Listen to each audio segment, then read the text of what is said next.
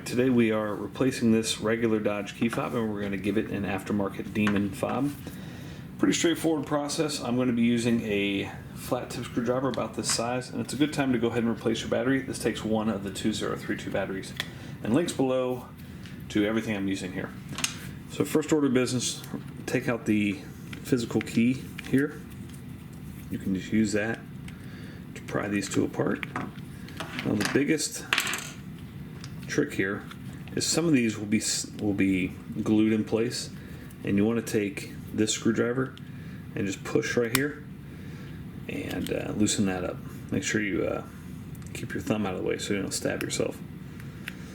So go ahead and remove that board.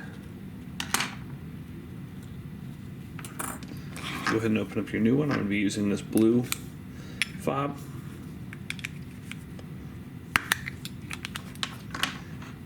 And you can just either get a new battery or take the old one and put it in there.